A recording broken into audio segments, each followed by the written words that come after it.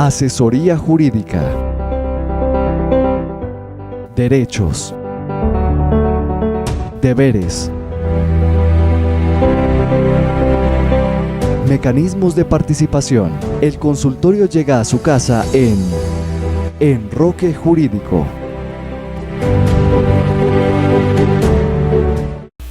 Bienvenidos nuevamente a su programa de Derecho Enroque Jurídico. Para este año 2019 traeremos una temática interesante y pedida por ustedes televidentes, consistente en lo que es administración pública. Tema importante y máxime cuando se acerca para este año, va a ser un año electoral donde ustedes tendrán que conocer cuáles son los devenires de un Estado social de derecho, cómo es una administración pública y algunos conceptos básicos que son importantes para hacer una buena elección de nuestros administradores. Por lo tanto, iniciaremos este programa hablando del concepto básico que es Estado y lo aterrizaremos posteriormente a nuestra Constitución política, donde ya empezamos a hablar de Estado social de derecho. Entonces, para ello, iniciaremos como siempre con una breve definición que hoy correrá por cuenta de nuestro colega y abogado Santiago Arizmendi.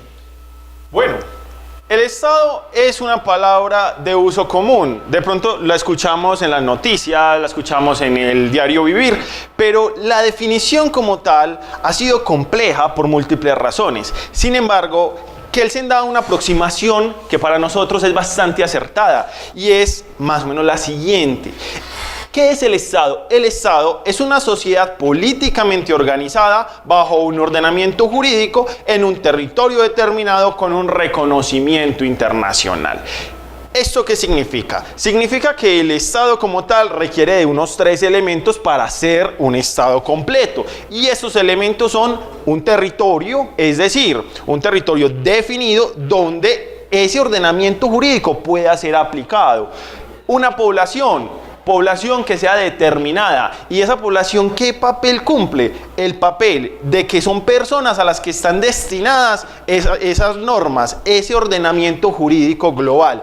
Y una soberanía, que la soberanía consiste en 2 factores. Por un lado, la interna, que es el Estado como tal, gracias a su propia Constitución, es la mayor de las fuentes de poder que hay, es el que concentra en sí toda la fuerza y poder de Estado. Y por otro lado, la soberanía externa, que es que otros estados lo consideren un igual cuando de reuniones políticas, cuando de todo tipo de juntas, cuando todo tipo de acuerdos estamos hablando. Entonces, esos 3 elementos son indispensables para poder hablar de un Estado. Ahora bien, ¿cuándo hablamos de un Estado en Colombia por primera vez? Precisamente cuando Colombia se autodetermina, hace la liberación y en su primera constitución declara que el Estado es soberano, es decir, que existe Colombia como un país y como un Estado independiente. Y es ahí donde la constitución de hoy, la del 91, cobra gran relevancia. Así es. El Estado, la definición de Estado no es algo que nazca de la noche a la mañana. Ha sido un proceso largo de un trabajo de la humanidad bastante difícil, que se ha luchado bastante por conseguir lo que hoy conocemos como Estado social de derecho. Recordemos, el televidente se puede poner en la situación o en el lugar temporal de cuando vemos en las películas, en los libros, la narrativa de la Edad Media, donde el mundo estaba gobernado principalmente por el imperio y por la iglesia. Ahí el poder no estaba concentrado en un Estado como tal, sino que pertenecía a conglomerados sociales muy grandes que detentaban el derecho, el poder, la forma de hacer derecho, de poder coaccionar a la gente para cumplir las normas. Después, luego de las Primeras y Segunda Guerra Mundial, pues se establece una figura más parecida a lo que después de la Constitución del 1991 conocemos como Estado.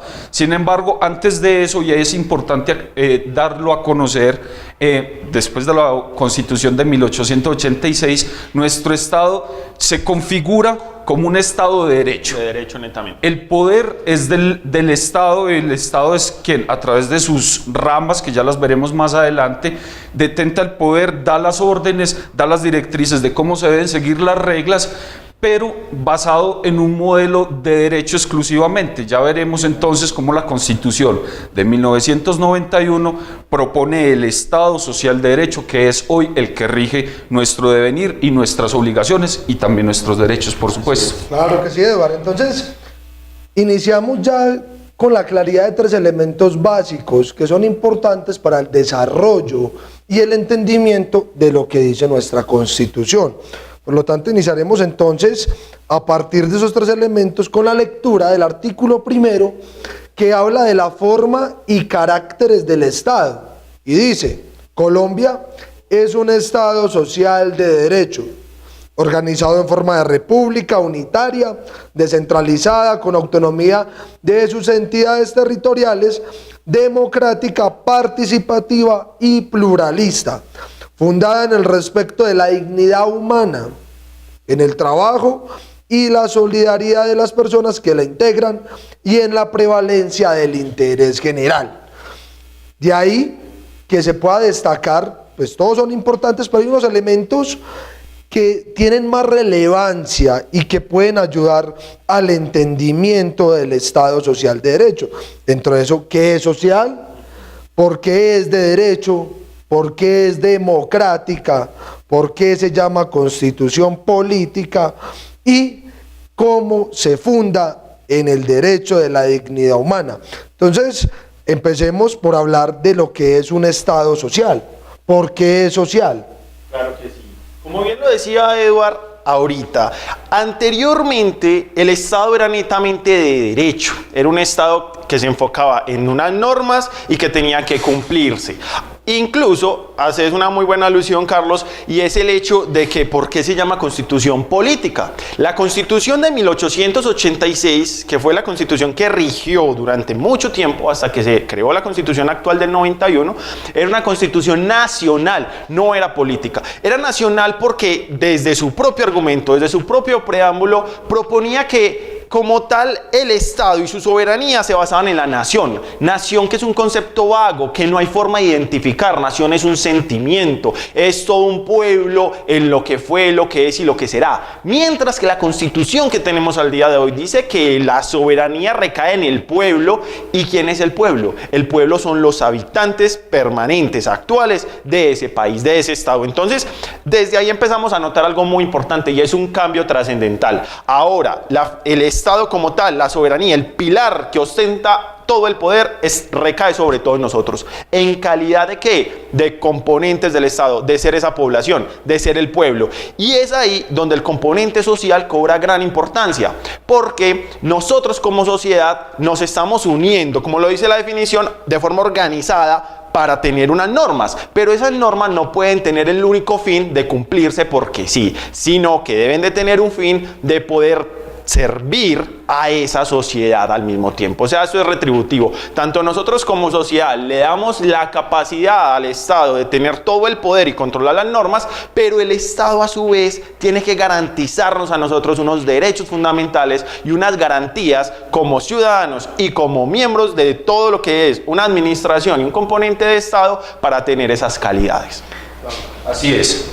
El Estado de Derecho, entonces, el que conocíamos, como dijimos, desde la Constitución de 1886, ponía como premisa el imperio de la ley sobre todas las cosas, ¿cierto? Sobre todo el actuar jurídico, obviamente. Ese imperio de la ley obligaba a todas las personas, tanto representantes del Estado como sus funcionarios oficiales y los ciudadanos o administrados, a hacer siempre lo que la ley dijera. Siempre lo que la ley diera, y esa era la premisa. Por eso en un Estado social de derecho. Hoy en día no es que sea diferente.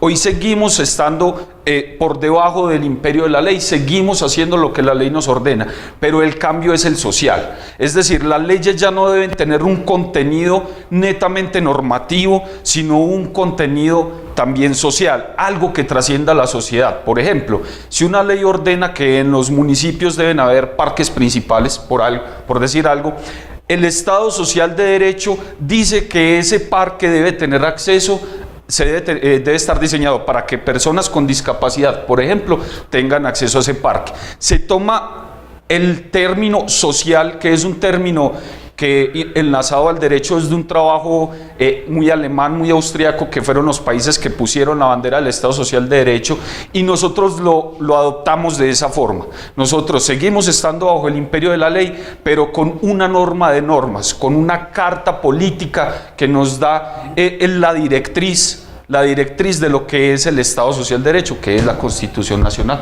Así es, Eduardo. Entonces, aunado a lo que dice Eduardo, para sintetizar el concepto como tal, debe entenderse entonces de que cuando se habla de un Estado social, quiere decir de que ese Estado no solamente se limita a velar desde atrás de que las personas puedan ejercer sus libertades como ciudadanos, sino que adicional a eso es un Estado intervencionista, donde está en pro y en la lucha constante de aminorar las desigualdades de sus pobladores.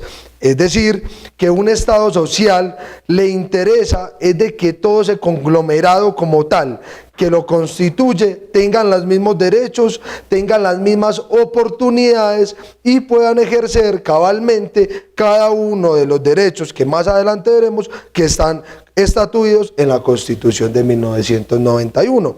Ahora bien, como lo decía Santiago al inicio y Eduardo también lo reafirmaba, cuando hablamos de que ya no es un Estado netamente de derecho sino social, pero que también tiene la connotación de un Estado social de derecho, es simple y llanamente que es de derecho porque el ordenamiento jurídico de ese Estado debe ser acatado y cobija a cada uno de sus ciudadanos. Es decir, de que es de derecho porque el ordenamiento jurídico es aplicable a ellos, no a otra persona, no a otro pueblo, sino a eso que se llaman ciudadanos.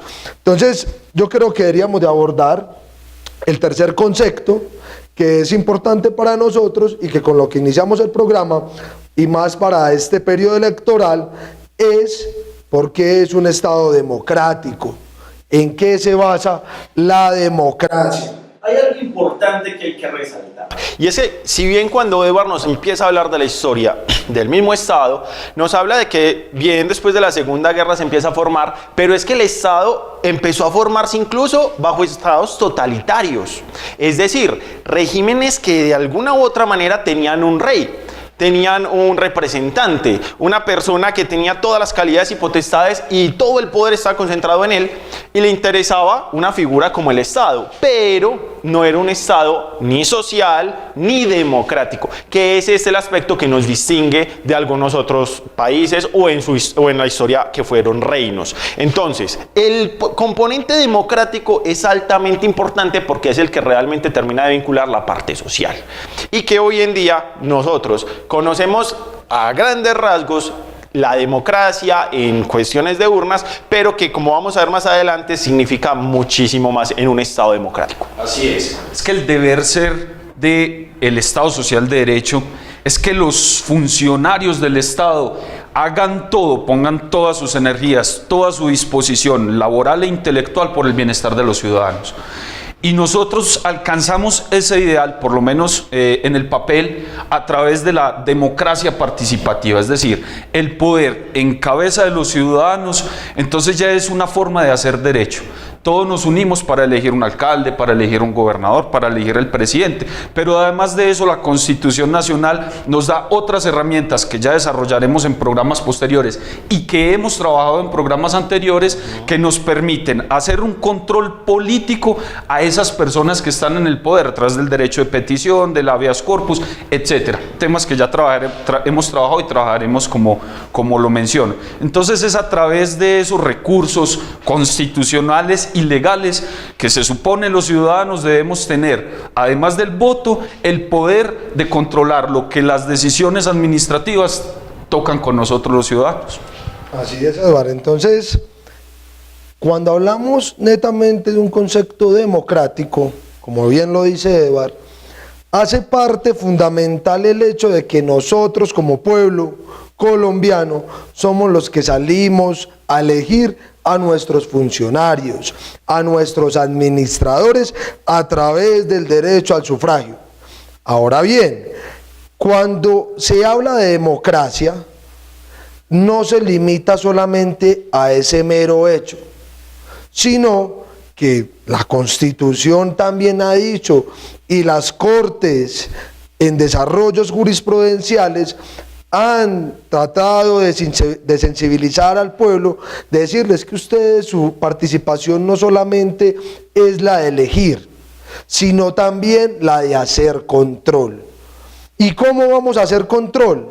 Pues para eso nos veremos en el próximo programa por Enroque Jurídico, donde miraremos cuáles son las formas de hacer ese control político, cuáles son los mecanismos, y seguiremos abordando a grandes rasgos los parámetros fundamentales de lo que es un Estado social de derecho que ya se desarrolló en este escenario, y que de haber quedado alguna inquietud podrán escribirnos a los correos que aparecen en pantallas o visitar nuestras instalaciones que están en el Centro Comercial El Faro, en San Pedro Los Milagros, oficina 210. Agradezco el apoyo de nuestros dos colegas, Santiago Bedoya y Eduardo Gómez, y su servidor, Carlos Restrepo. Muchas gracias.